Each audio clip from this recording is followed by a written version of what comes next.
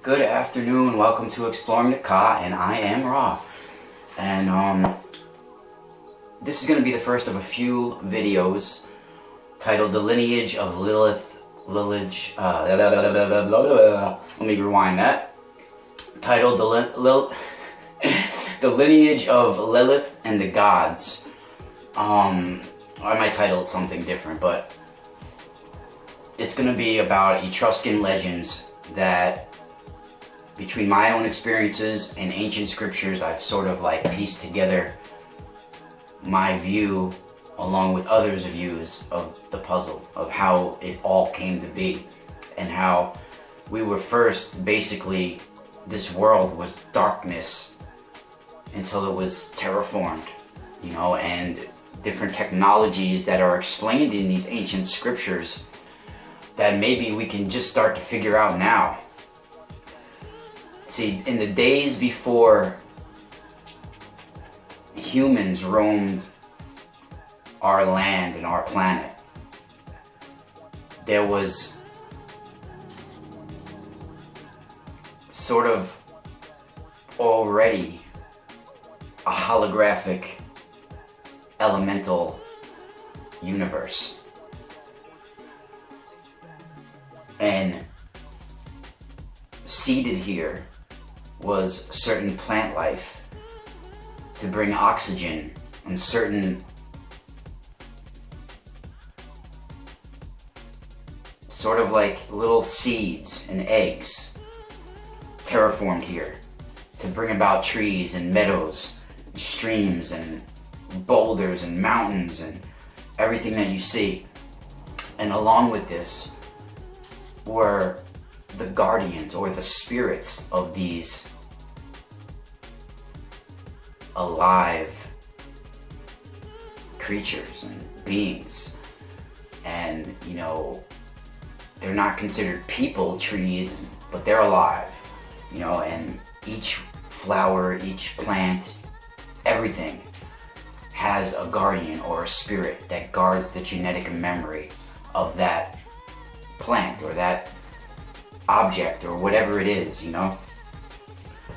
So before all of this came to be, there was darkness, but within this darkness there dwelt a mist. And this is some sort of technology, some sort of creation technology. This mist is explained in a lot of lore and mythology as well.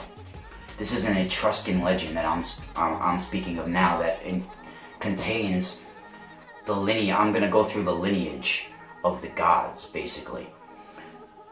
So within this darkness there was this mist, and this mist was alone, dwelling in its solitude. And the right hand of the mist held desire for creation, and the left hand held the source for creation. And the myth stretched out both of its hands into the never-ending darkness, uttering the divine names upon the darkness, and thus were born the great ones, Tagni the god, and Uni the goddess, born upon the breath of this mist. Then the goddess, Uni, moved through the night, and her scent aroused the passion of the god Tagni. And he put forth his hand and drew her to himself, and such was his love for this goddess that he took his divine flute of 7 reeds and played for her, each note making a different plane of existence. And the different worlds formed from each note that he played. And they loved, and they were one beneath these sacred stars. And from their union, a silver and golden mist appeared before, bearing life to the 4 winds. Then together they fashioned the earth.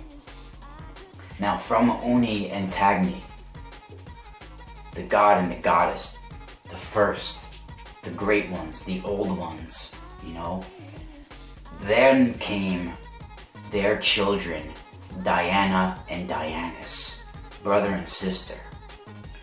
Now, this could be two versions of the story. You know, it could be that it was Diana and Dionysus, some one androgynous being that can self-replicate, okay? Could be that. Not saying I know for sure, but it also can be brother and sister, an incestual bond, because Diana and Dionysus make love, and they become one, and their union creates children. And I can go in through the whole story of Diana and Dionysus in a future one. But I'm off to the Native American Festival today, so I'm gonna do one part, break this in parts, because I could talk for 3 hours here. So Diana and Dionysus, brother and sister, they have a union, they become one, and they have children, okay?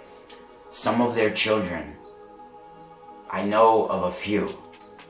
One was a set of twins, women, Lilith and Herodia, 2 sister twins, and another was the son Lupercus. Now, Lilith and Herodia, 2 different sisters. Some say one's the good one, some's the bad one, but they both got a little bit of these qualities. They're human, I guess, or something like a human. Something more than human. Now, Lupercus was also worshipped as a wolf god to some. And he is the he is the son of these Diana and Dionysus. So, Herodia and Lilith were known, Herodia was known to, at one time, rule 1/4 of the earth. She had 1/4 of the earth under her control. And it's not the same Herodia that is mentioned in the Bible that helped with the beheading of John the Baptist, but her spirit, part of her spirit was in that woman.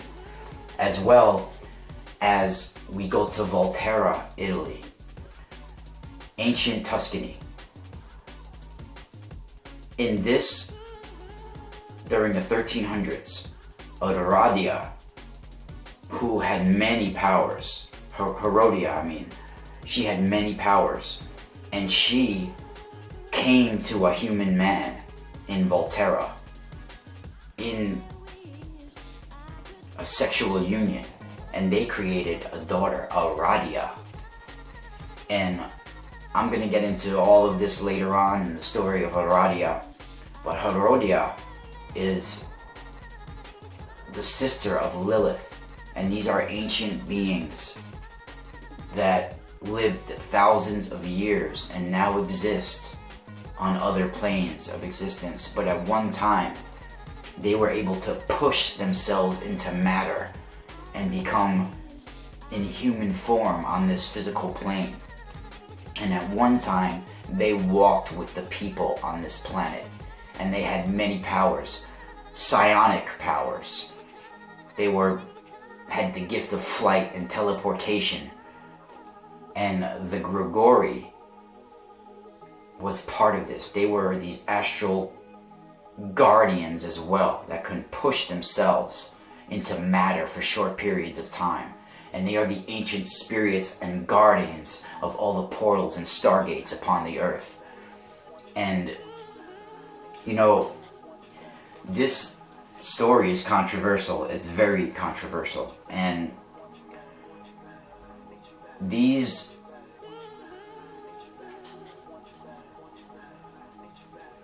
is not just mythology to most, like the Hindus and everybody else. These aren't just myths and legends. These are their history to certain people, and they shouldn't be mocked and looked at, you know, in a certain way, because this is actual history to most people.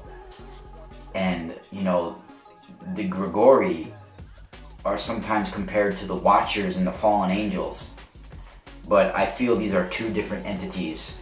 Some of them are astral guardians, and some of them are seraphim, these winged serpent naga type hybrids. But I don't know if I should get into the tale of Diana and Dionysus now, or go where I was going to go real quick. I wanted to touch on this Lupercus real quick, because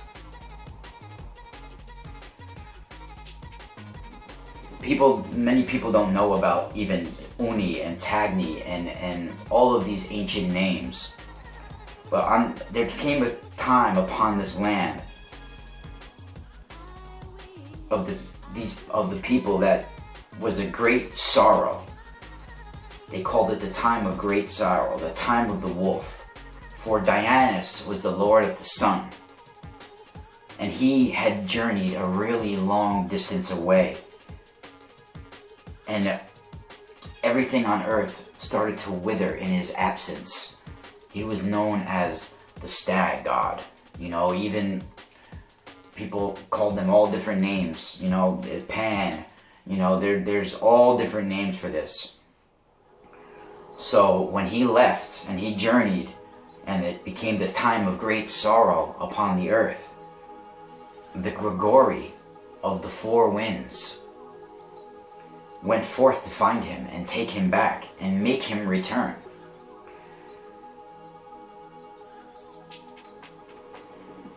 So before long, it came where the Grigori were brought before the throne of Dis, who is called the Dark Lord of the Shadows.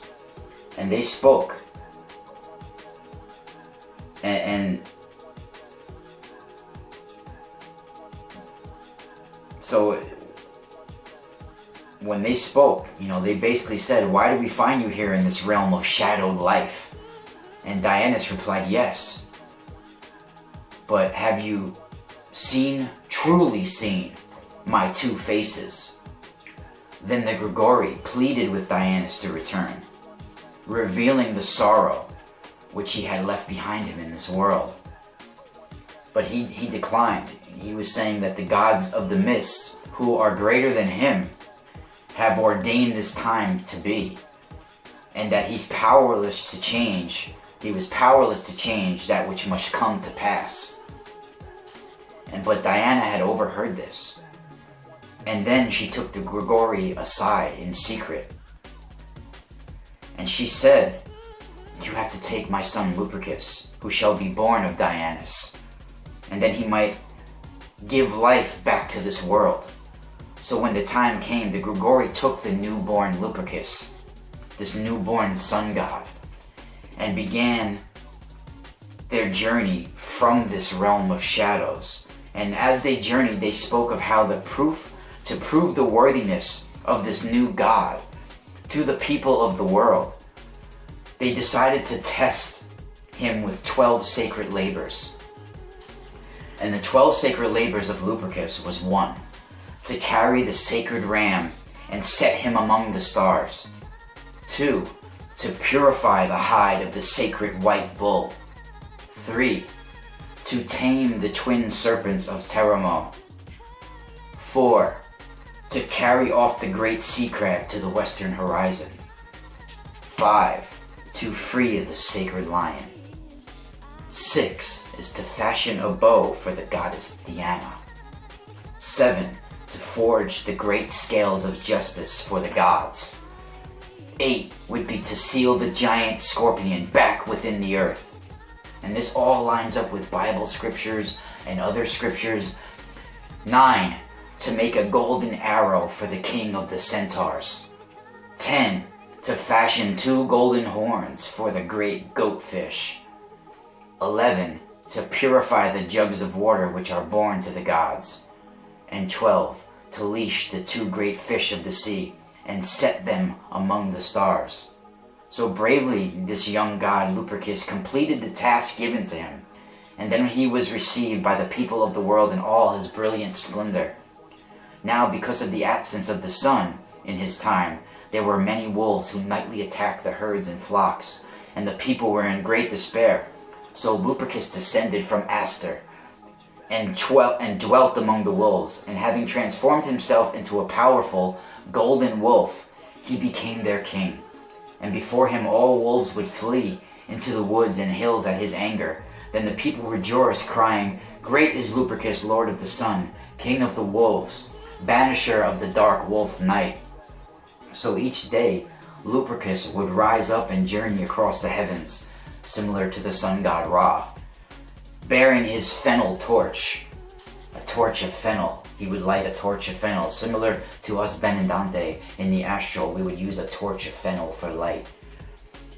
And as he went, Lupercus would gather the souls of those who had died during his absence in the sky and deliver them unto his father Dianus in the great hidden realm, which lay beyond the western waters. And here they were given refreshments and were prepared for a new life. Then Grigori would escort them to the realm of the goddess in Luna and the lunar realms as they await rebirth. Each night Lupercus rested in this hidden realm to again make his journey across the world of the mortals.